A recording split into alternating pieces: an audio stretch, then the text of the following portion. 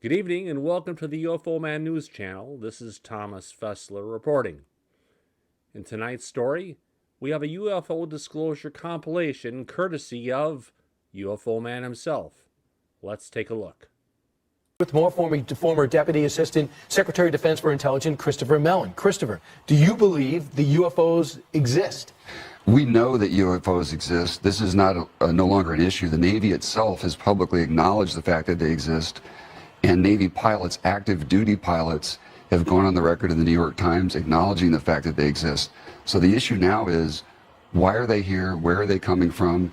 And what is the technology behind these devices that we're observing? Are there indications that these unidentified flying objects are doing things that this world is not capable of? There are indications, actually. The Nimitz incident, a famous example of this, which was well documented by multiple radars, multiple pilots in broad daylight. That vehicle demonstrated speeds in excess of 5,000 miles an hour. It was able to hover 50 feet above the ocean after descending from above 80,000 feet. So the pilots who are observing these craft are absolutely mystified, and that comes through clearly in their public statements. This was extremely abrupt, like a ping pong ball bouncing off a wall. The ability to hover over the water and then start a vertical climb from basically zero up towards about 12,000 feet and then accelerate in less than 2 seconds and disappear is something I had never seen in my life. The bottom line, what do you think this was? I believe, as do the other folks that were on the flight, that when we visually saw it, that it was something not from this world. It's hard to understand, how do these vehicles maintain lift? How are they propelled? There are no wing surfaces, there's no exhaust. So there's nothing that we're familiar with that we've deployed in the air that has a power source other than chemical energy like fuel. These are so radically different than anything we're familiar with, and their performance is so advanced and so sophisticated, it's frankly just baffling. So is it fair to boil it down to two possibilities? Either another country has leapfrogged the United States in technology, or extraterrestrial? Those are the leading hypotheses, yes. Do you believe, based on your decade of serving in the U.S. government on this question, that the U.S. government has in its possession any material from one of these aircrafts? I do, yes. You think the U.S. government has debris from a UFO in its possession right now? Unfortunately, Tucker, I really have to be careful of my NDA. I really can't go into a lot of more detail in that. Okay. But simply put, yes. In my association with Project Blue Book, I know very well that it was not a scientific project. Also, I also know that they never would notify the media when an interesting case came up. They did everything they could to keep it down. So they definitely withheld information. You know, when I first interviewed Alan years ago, there was a theory going around that anybody who saw a flying saucer was probably befuddled by swamp gas somewhere in Louisiana and didn't know what he or she was seeing. We've had a lot of documentation since that time. I think that one of the main things that has come out here that Peter has done is to substantiate the credibility of many of the civilians, because it was easy to, and still is, to discredit a civilian.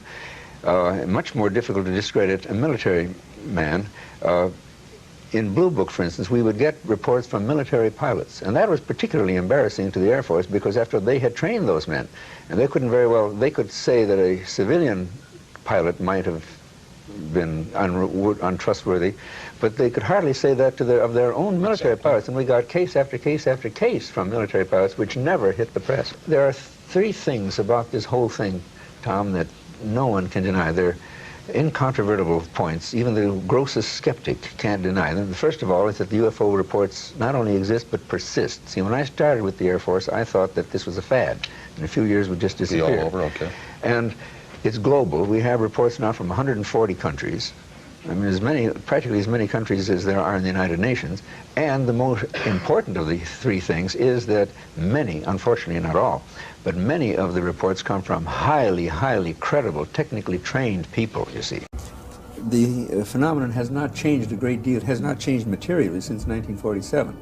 And I'm quite sure that neither we nor the Russians had anything like the capabilities demonstrated by the UFOs in 47. I don't think we have now. So I've given up the whole idea that it could possibly be from any place on Earth. There have been ET visitation, there have been crashed craft, there have been material and bodies recovered.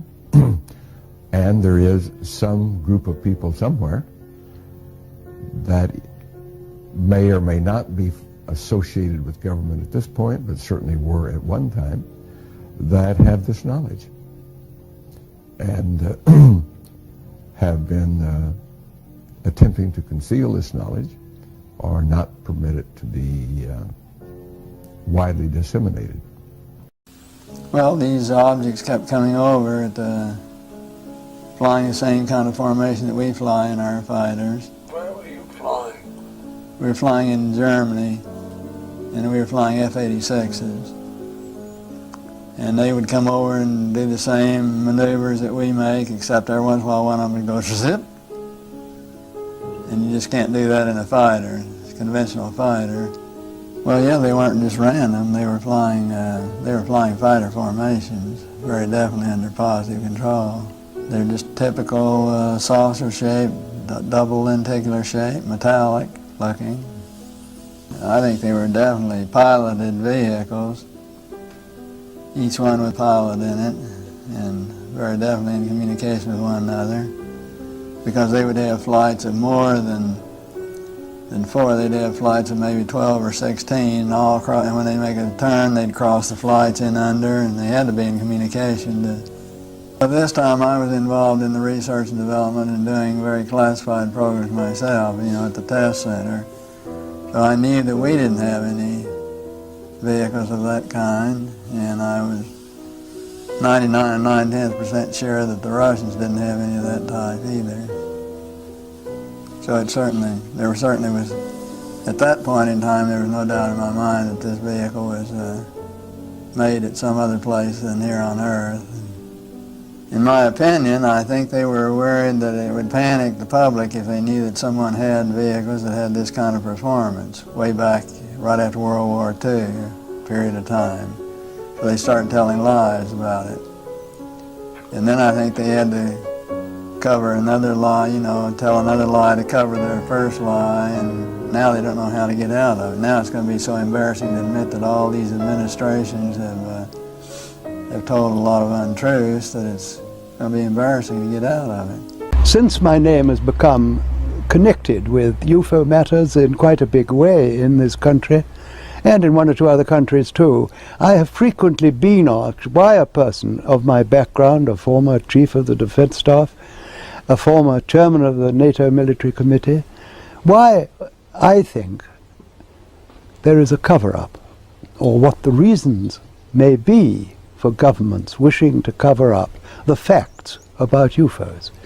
And a number of explanations have often been put forward, of which the most frequent and perhaps the most plausible is that the governments concerned, which are primarily that of the United States and that of my own country, believe that if they told the truth, which is that there are objects in our atmosphere which are technically miles in advance of anything that we can deploy, that we have no means of stopping them coming here, and that we have no defense against them should they be hostile, that, I believe, is because governments fear that if they did disclose those facts, people would panic.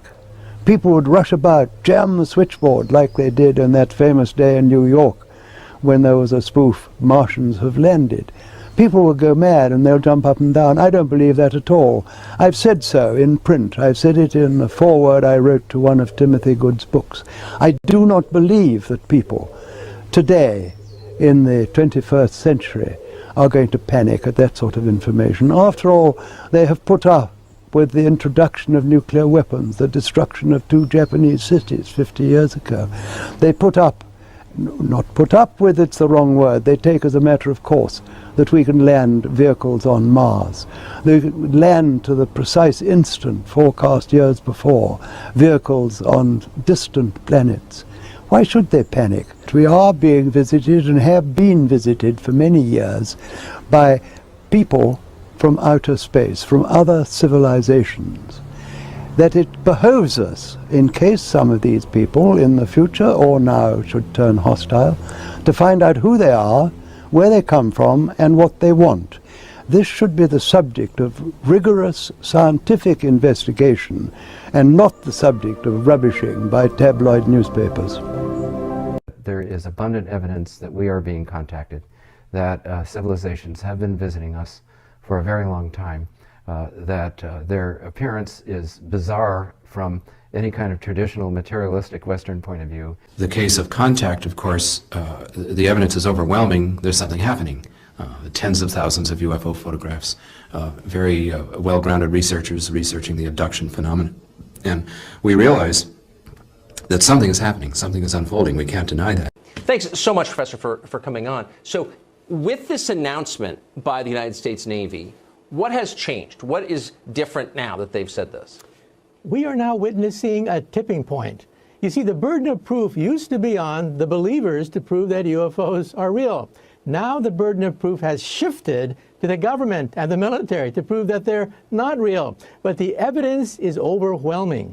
We have all this information from U.S. Navy pilots. We now have metrics. We can actually measure how fast they travel, how high they are, what kinds of centrifugal forces that they can experience. And science, remember, is based on things that are testable, reproducible, and falsifiable. Now we have testable information. Things to us, or at least to me, was that these objects would be out there all day, and the speeds that they're exhibiting, as well as the flight characteristics. There's no platform or really energy source that I'm aware of that could allow something to stay in the air as long as these objects were.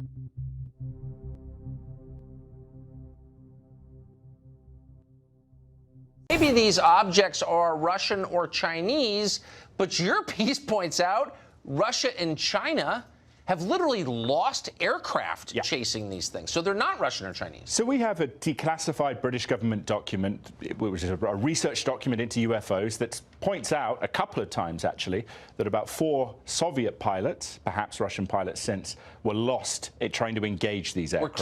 Were killed? Does it say how? Doesn't say how. And I haven't been able to find out how. I did hear from someone, though, engaged was an appropriate term to use, so that they were trying to shoot these things down, was the implication. Okay, so if Russia, China, and the U.S. have all had this experience, then these are not? These are not. And I think that's a pretty clear assessment on the part of the military. These are not made by human beings? No. Well, yeah, I think that's a fair assessment based on the capabilities, especially with some of the aircraft that the Navy have seen in recent years are manifesting, right? That you have things that are going hundreds of knots under the water, anti-gravity, instantaneous hypersonic acceleration, that you have basically capability performance without jet propulsion. Right. This stuff is not stuff that China or Russia have anywhere near the capability or of. that physics can explain. Exactly. So why is the Pentagon lying about this? Why have they lied about it for so long? I mean, you know, that's the golden question. I think one reason is that a lot of people in the Pentagon fully don't understand what this is. I think they come to the conclusion it ain't from here. Yeah. But beyond that, they're somewhat flummoxed. And you think they have come to that conclusion? Yes, confidently. They think this is extraterrestrial, just to be totally blunt about it. Or extra-dimensional, something extra, let's put it that way. It's not from this world. Not from this world, and not from Elon Musk. You know, some people say maybe it's some secret billionaire somewhere. It's too advanced. What concern should we be about the briefing that you received on UFOs? Is that a concern that for pilots? Is there anything you can mention to us about that? Well, I think some of the press reports are accurate. I think people are taking this issue much more seriously, and you know, I'm not going to get into any of the contents of the briefing. It was a classified briefing, but what I think one of the key takeaways I'd have is that the military and others are taking this issue seriously, which I think in previous generations may not have been the case. Not 2 people, 4 people, 6 people, 20 people, but hundreds and hundreds of people have seen these things, sometimes all at the same time. We've had some of our military installations in South Dakota, up that way, our missile defense system where they've come out, there they are up there, the people at the base. And since then, in recent months, we've had pilots who were originally, Sam, they were afraid to tell their superiors, hey, I was out there and I saw this, because they afraid it would hurt their promotions, which it would have done. But now, pilots have said, now they have an obligation to start reporting them. And the reason for that is some of the work that we did. And it's been good, because as I've said before, you know that China's doing it. We know that Russia, which is led by someone who was head of the KGB, you know they're doing it. And so we better take a look at it too, because with what the pilots have said, the vehicles that they see, we do not have any type of ability to do what they do. The most important facts for us and the American people to understand are the facts that haven't been said today. And the reason why they haven't been said is that they are largely classified. And the reason that's important is that the American people have no idea, really no idea, about the immensity of the threat in space. And I've made this comment in a classified setting, that I wish the American people could be present in this room, not this room, but the SCIF, because our adversaries know what they are doing. We know what they are doing. They know, we know what they are doing, but the American people have no idea. And so this discussion and debate will have very little interest in the American public. It's carried on in a level of, forgive me, bureaucratic language that most Americans would have trouble seeing an immediacy in their daily lives. But if they were privy to what we hear, and you know it much better than we do because you live it, I think they'd be pretty alarmed. This is not by way of criticism of you, because you're living with the strictures of what is classified and not, but I think we have a real obligation to explain to the American people why space is a domain that matters, why the threats there are real and urgent, why they are growing in importance. As always, thank you for watching, and be sure to subscribe to my channel. Good evening.